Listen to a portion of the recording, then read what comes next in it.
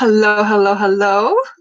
I'm Patricia Rosatello, and today I'm sharing some of the marketing insights. That's the word, insights that I've learned over the years.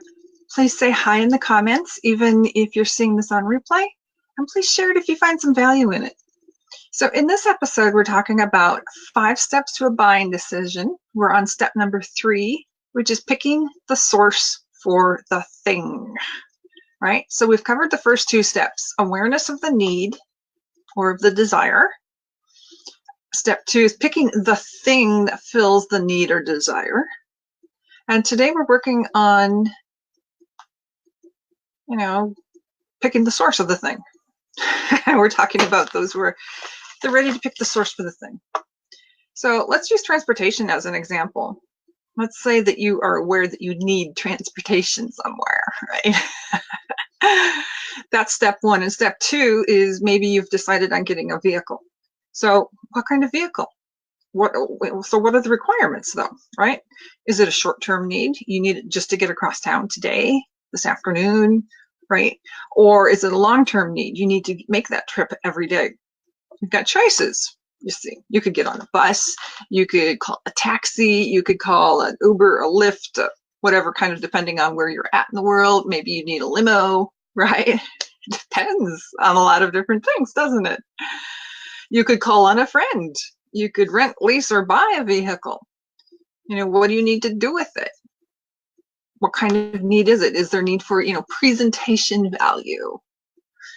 Right. Is it just transportation across town, or do you need to haul a trailer? The family take a long road trip. Right. Are you tall or are you short? Do you have kids? Are you single? Right. So there's a lot of things to consider in this. Transportation, maybe a bicycle would do, or does it need to be an automobile? Right. How much do you want to spend? Are you, just getting like a taxi or something across town, or are you going to buy a vehicle? If you're getting it, for your own personal use, are you going to buy it outright or on payments, or are you going to get a lease, or are you going to rent it?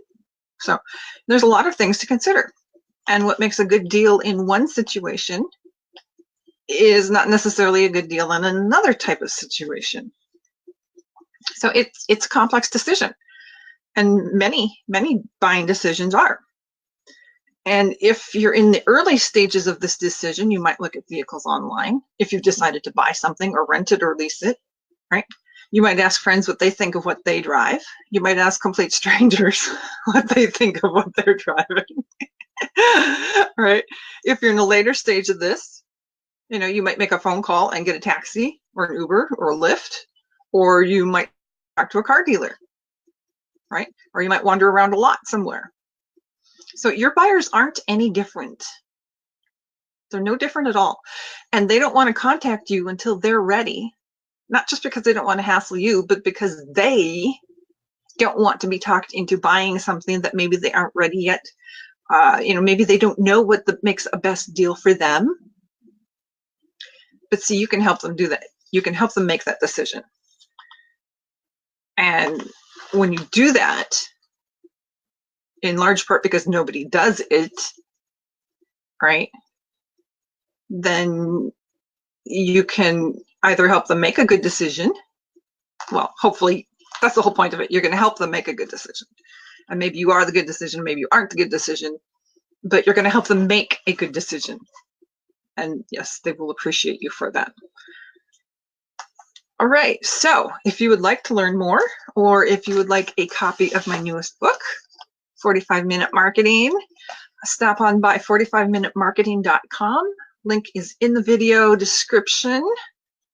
And in our next episode, we will look at step 4, which is accepting the source's pricing and value argument. Okay, so see you all later. Thanks and bye.